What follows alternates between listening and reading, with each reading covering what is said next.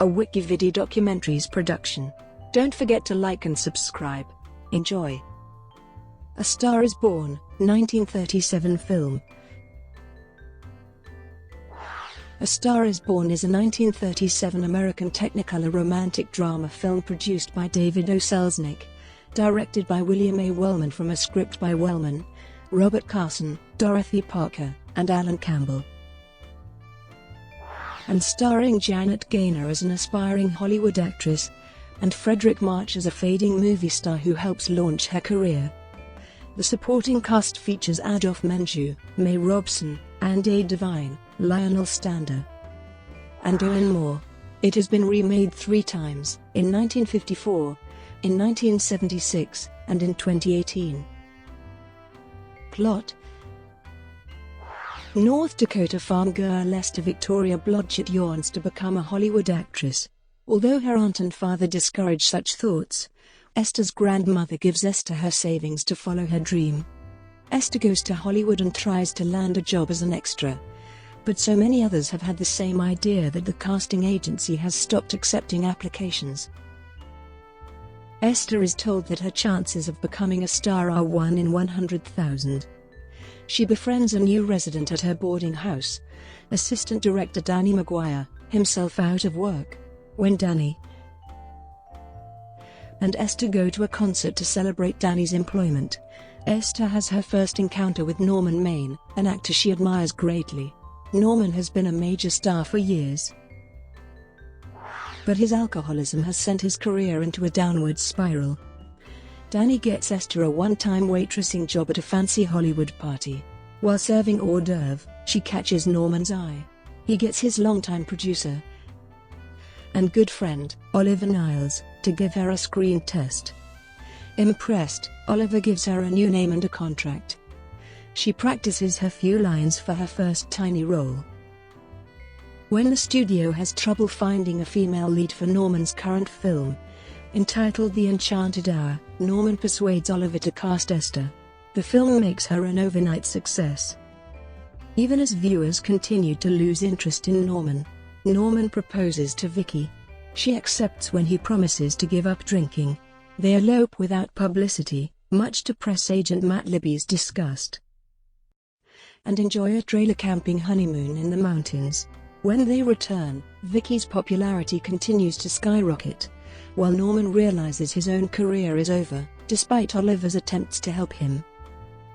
Norman stays sober for a while, but his frustration over his situation finally pushes him over the edge. He starts drinking again.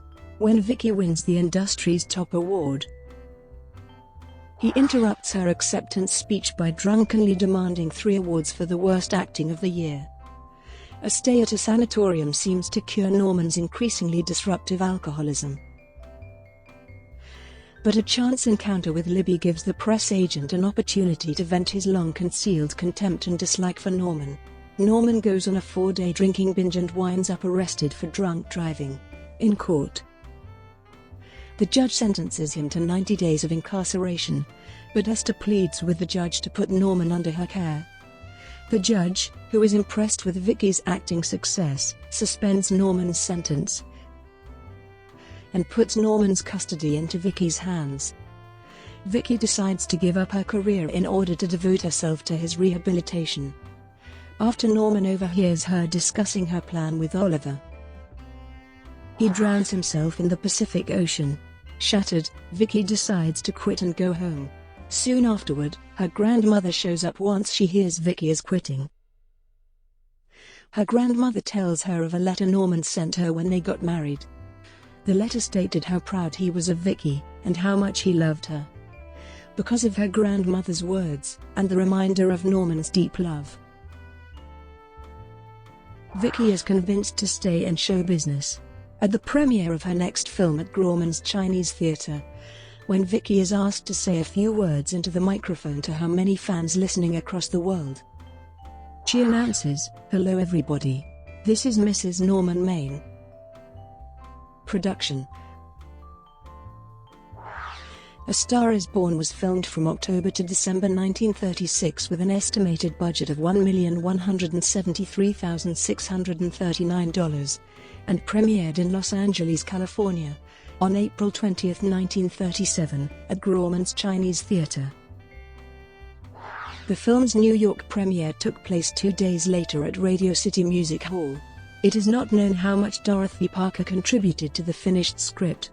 When she first saw the film, Parker was proud of her contribution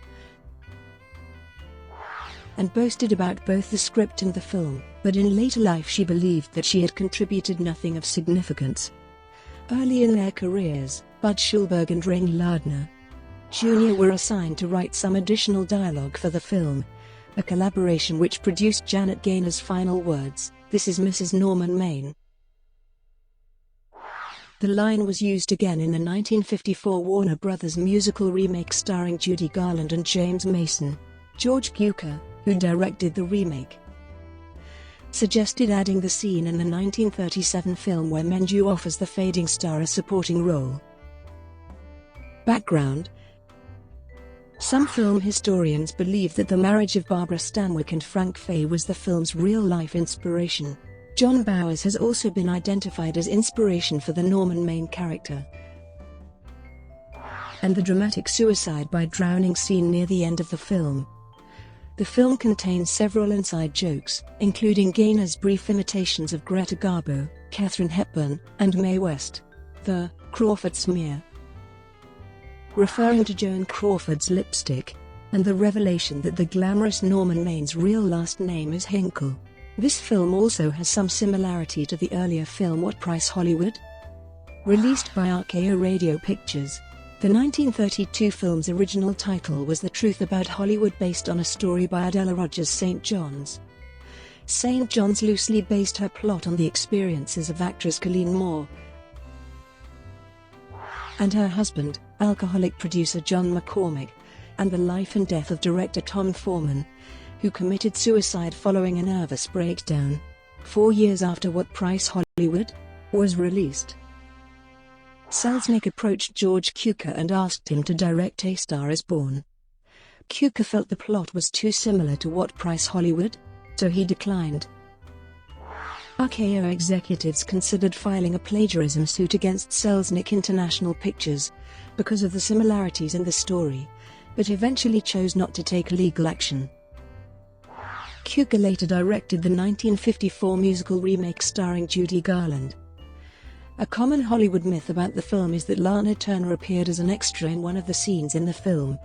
Turner often denied the myth over the years, mentioning that she was discovered several months after the picture had finished production.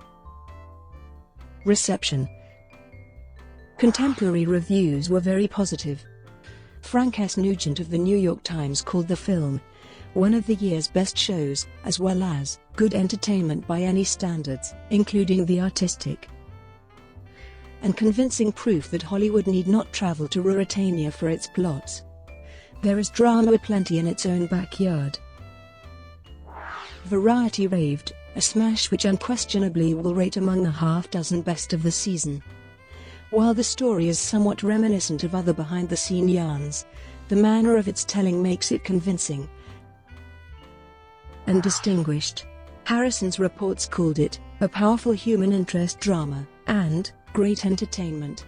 Film Daily said it was superbly done in all departments.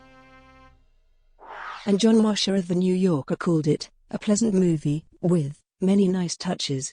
On review aggregator website Rotten Tomatoes, the film received an approval rating of 100% based on 11 reviews, with an average rating of 7.5. By the end of 1939, the film had earned a profit of $181,000. Adaptations to other media. At the time of the release of the film, a 15-minute transcription, a pre-recorded radio show issued on 16-inch disc promoting the film's release, was made. The narrated promotional radio show included sound clips from the film. The show was recorded and released through the World Broadcasting System, with disc matrix number H1636-2. The film was adapted as a radio play on the September 13, 1937, episode of Lux Radio Theatre with Robert Montgomery and Janet Gaynor. The November 17, 1940, episode of the Screen Guild Theatre starring Loretta Young and Burgess Meredith. The December 28, 1942, episode of Lux Radio Theatre with Judy Garland and Walter Pidgeon. The June 29, 1946, episode of Academy Award Theatre, starring Fredric March. The May 23, 1948, episode of the Ford Theatre and the June 16, 1950, episode of Screen Directors Playhouse starring Fredric March. Remakes. A Star is Born has been remade 3 times, in 1954 with Judy Garland and James Mason, in 1976 with Barbra Streisand and Kris Kristofferson, and in 2018 with Lady Gaga and Bradley Cooper.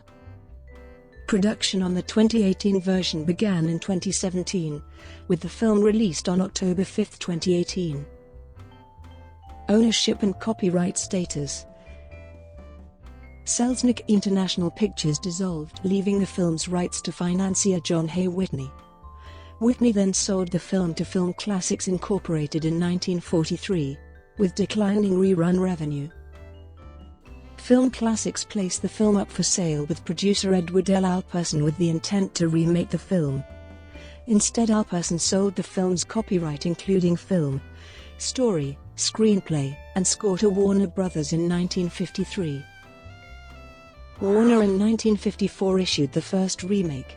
In 1965, the film entered the public domain in the United States, because Warner did not renew its copyright registration in the 28th year after publication. The original 35mm master elements remain with Warner Brothers. The rights to the film's story, screenplay, and score also remain with Warner Brothers. Thus it still has exclusive rights to all 3 remakes as well as any future remakes. Brought to you by WikiVidi Documentaries. Would you like to know more?